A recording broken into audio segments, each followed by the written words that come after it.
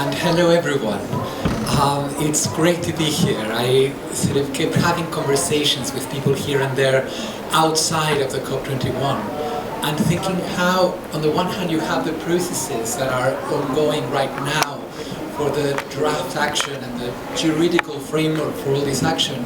But I think probably the most powerful processes going on here are the conversations that we're having here together. Because they bring together incredible change makers, and I feel humbled. I know I am here in front of people who are living the life and making a difference, and so each conversation that we have with one another probably affects many more of the people that we each are engaged with right now. So it's a real privilege to be here. Also interesting to see how different talk titles attract different audiences. And of the various initiatives that the International Environment Forum has organized, this one on values-based climate education has attracted, I think, the younger demographic, which is to me quite a powerful thing and quite a telling thing as a whole. In terms of where I'm coming from, just to give you a bit of perspective about this, the Adora Foundation works towards social innovation, finding new ways of doing, of either addressing existing problems or new opportunities. And we focus particularly in the area of behavior change and resilience. And the presentation I'll give will bring together information from, on the one hand, practice. So I personally have been working with maybe 2,000 young people in about 5 countries the last year, for example, but also a lot of academic research into values and behaviors and what is the connection between those two. This is a beautiful quote I found today. Words without deeds are as bees that yield no honey, as trees that bear no fruit. And in that sense, that is our challenge. Note that education involves the transmission of words. The frameworks that we create involve the creation of words. The question is, how do we translate those into deeds? This is in the context of the decade of education for sustainable development, which is probably the main framework for climate education out there. This education for sustainable development is defined as involving integrating the principles, values and practices of sustainable development into all aspects of education and learning.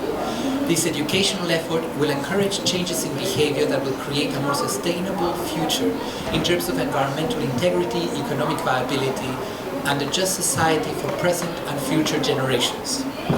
So clearly the goal is, through education in principles and values and practices, we generate changes in behavior. The reality is this has not been happening as a whole. I don't think we have been we've made inroads, but I'm not sure that our processes of education for sustainable development have so far lived up to that promise. And as a little example, I spoke to 2 15-year-olds before coming here in Britain, where a very positive outcome has been that climate change education has been mainstreamed into the curriculum. Every single student studies it in class and has to sit exams on it. So that means that there isn't a single student who is not at the moment feverishly preparing for their GCSEs on climate education.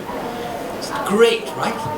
Now I went to a sort of parent-teacher meeting, and the teacher was talking to the child and saying that yes, so you just need to concentrate on revising climate, for example, climate change. I know it's boring, but we need to carry on. And I was like, okay, mental note. So I asked afterwards, her what she meant by that. She said, well, I suppose we've done it so much that people do get a bit bored. And also it becomes instrumental. You do it in order to pass your exams, not necessarily because you're inwardly engaged. Second kid came to a talk, was very moved by it, and afterwards came to me asking about COP21, etc. Said he was very interested in the climate area of his, in his classes. So I asked how many of them were interested. Was that the majority of his class? He thought it was about a quarter who found themselves engaged by this intellectually and inwardly at some point. So the challenge, I think, remains: how do we turn education into a behavior change intervention? This is not necessary in maths particularly, but it is necessary when it comes to climate change. And there is sort of a lot of research that suggests that there's three elements that make a behavior change intervention work: information, motivation, and ethical behavior. Now, values are a very critical source of information, because they are the information that allows us to decide ourselves heuristically what is the right thing to do. Rules tell you what you have to do, but values give you a compass to interrogate your situation and say, what is the kind thing to do here? And that guideline of kindness allows you to apply that in very different settings. Also, values are an information that's linked to your identity. When you have kindness, you want to be kind, and it hurts to be in conflict with your values.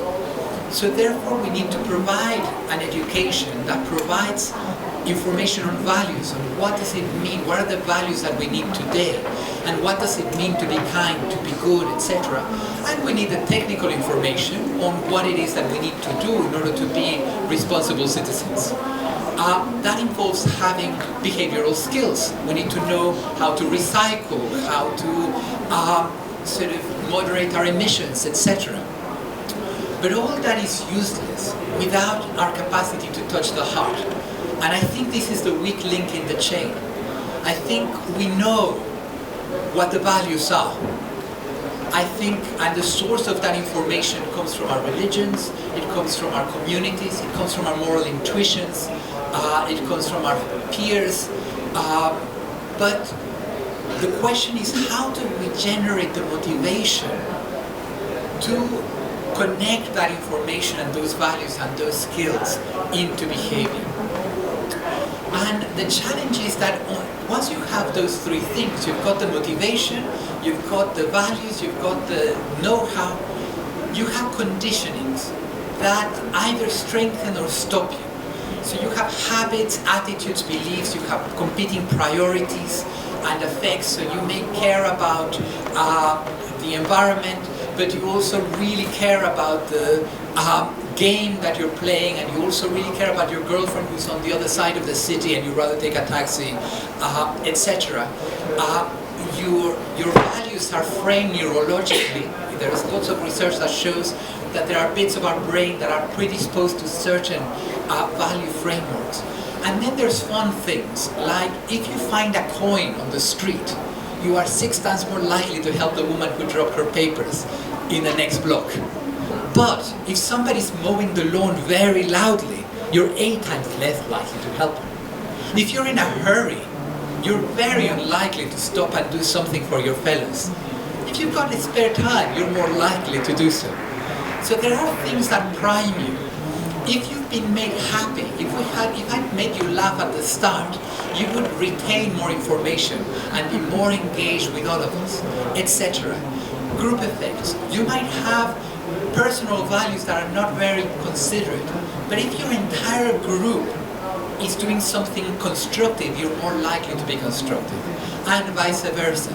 And then you have institutional things that here we have different bins. We might not have different bins, and then it becomes much more difficult to do so. So the question then for education and values-based education is, how do we take a design approach? How do we design our education in a way that harnesses all these conditionings in a positive way and minimizes them? So these are the mechanisms that we need to take into account. And we're in this balance, as it were. We have here moral integrity, that's the behaviors that we want. And on the other we have the values action gap, and we are all in there. And so we have our values on one side and our moral effects. How much do we care about these values? I might think the environment is a good thing, but I might not feel that's essential to me. Or I might. So we need to build emotional investment in the values that we want to promote. Why should it matter? We need to have the skills, etc. Against that, we have competing priorities. We have things that are more important to us than whatever information we are given. So we need to address them head-on in our education. We need to create contexts where we engage with those competing priorities and battle them out, so to speak. We have competing affects, things that we care about that are not values-based, that are to do with self-gratification, that are to do with personal instinct, that are to do with self-preservation. Can we relate the two? Can we make those affects feed into our moral framework? And we have the conditioning that goes against that education, which is that, frankly, virtually the whole of advertising is based on priming. So we are competing against those sort of conditionings that are there, institutional frameworks that are not possible. So we need, in our educational process, to make those blocks bigger.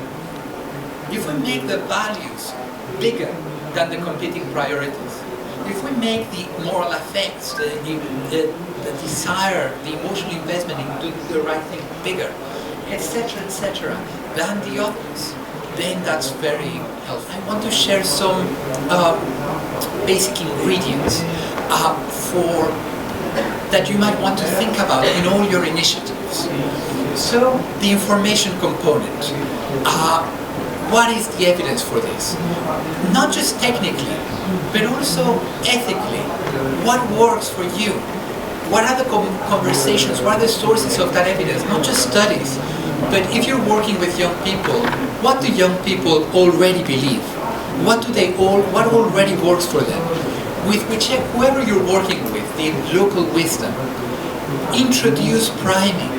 Make sure that you have experiences that motivate the heart, that make you receptive, that you present things, that the words that you use predispose you to listen, to engage, are a language of excitement.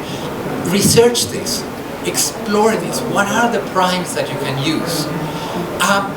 Affective experiential learning. This is critical.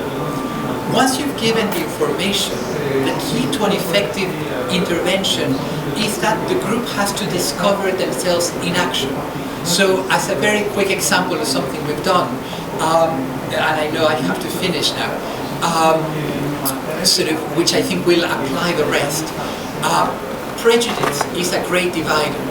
Imagine an exercise where you have the labels of immigrant, prostitute, policeman, academic, and you put it on your forehead and you don't know what it is.